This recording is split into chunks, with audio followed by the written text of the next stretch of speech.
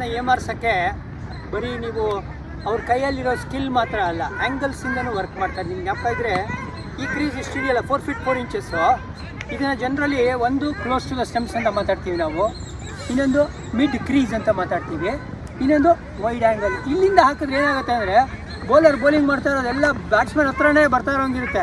So ಅವ್ರು ಅದಕ್ಕೆ ಆಡೋಕ್ಕೆ ಹೋಗ್ತಾರೆ. ಅಲ್ಲಿ ಪಿಚ್ಚಾಗಿ ಹಿಂಗೆ ಆಚೆ ಹೋದ್ರೆ ಲೆಗ್ ಸ್ಪಿನ್ನರು ಅಥವಾ ಲೆಫ್ಟ್ ಹ್ಯಾಂಡ್ ಸ್ಪಿನ್ನರು ಅದಕ್ಕೆ ಕಷ್ಟ ಆಗುತ್ತೆ. ಇಲ್ಲಿಂದ ಮಾಡಿದಾಗ ಜನರಲಿ ಆಫ್ ಸ್ಟಂಪ್ ಲೈನ್ ಹಿಡಿದು ಬಿಡ್ಬೋದು ನೀವು. ಬಟ್ ಒಬ್ಬ leg spinner close to the stumps ಇಲ್ಲಿ ಮಾಡಿದ್ರೆ ನೋಡಿ, ಹಿಂಗಿದ್ದಾಗ ಆ್ಯಂಗಲ್ ಒಂದು ಸ್ವಲ್ಪ ಮಿಡ್ಲ್ ಆ್ಯಂಡ್ ಲೆಗ್ ಲೈನ್ ಹೋಗೋ ಸಾಧ್ಯತೆಗಳಿರುತ್ತೆ. ಬಟ್ ಏನಪ್ಪ ಮೇಯ್ನ್ ಥಿಂಗು ಇಲ್ಲಿ ವರ್ಕ್ ಮಾಡ್ತಾ ಇರೋದು ಅಂದರೆ ಸೇಮ್ ಡೆಲಿವರಿ ಡಿಫ್ರೆಂಟ್ ಆ್ಯಂಗಲಲ್ಲಿ. ಅಂದರೆ ರಿಲೀಸ್ ಪಾಯಿಂಟ್ ನೀವು ನೋಡಬೇಕು, ಒಂದು ಕ್ಲೋಸ್ ಟು ದ ಸ್ಟಂಪ್ಸ್ ಇರುತ್ತೆ, ಇನ್ನೊಂದು ಮಿಡ್ ಇರುತ್ತೆ, ಇನ್ನೊಂದು ವೈಡ್ ಇರುತ್ತೆ. ಸರ್ ಇದು ವ್ಯತ್ಯಾಸ ಆಗುತ್ತಾ ಅಂದರೆ ಖಂಡಿತವಾಗ್ಲೂ ವ್ಯತ್ಯಾಸ ಆಗುತ್ತೆ.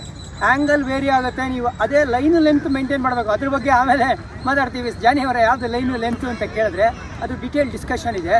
ಬಟ್ ಆ್ಯಂಗಲ್ಸ್ ಮೇಲೆ ಸುಮಾರು ಜನ ಬೌಲರ್ಸ್, ಒಂದು ಉದಾಹರಣೆ ಕೊಡಬೇಕು ಅಂದರೆ ರವಿಚಂದ್ರನ್ ಅಶ್ವಿನ್ ಆ ಕೆಲಸ ಸಖತ್ತಾಗಿ ಮಾಡ್ತಾರೆ.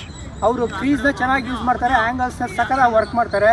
ಸೊ ರವಿ ಅಶ್ವಿನ್ ನೀವು ನೋಡ್ಬೋದು, ಅವ್ರು ಕೇರಮ್ ಬಾಲ್ ಹಾಕ್ಬೇಕಾದ್ರೆ ಜನರಲಿ ಸ್ವಲ್ಪ ಕ್ಲೋಸ್ ಟು ಡಿಸ್ಟೆನ್ಸ್ ಬರ್ತಾರೆ, ಆಫ್ ಸ್ಪಿನ್ ಮಾಡಬೇಕಾದ್ರೆ ಸ್ವಲ್ಪ ವೈಡ್ ಅಥವಾ ಮಿಡ್ಲಿಂದ ಮಾಡ್ತಾರೆ. ಸೊ ಇದು ಒಂದು ಇಂಪಾರ್ಟೆಂಟ್ ಅಸ್ತ್ರ. ಸ್ಪಿನ್ನರ್ಗೆ ಮಾತ್ರ ಅಲ್ಲ, ಫಾಸ್ಟ್ ಬೌಲರ್ಸ್ ಕೂಡ ನಾವು ನೋಡಿದ್ದೀವಿ.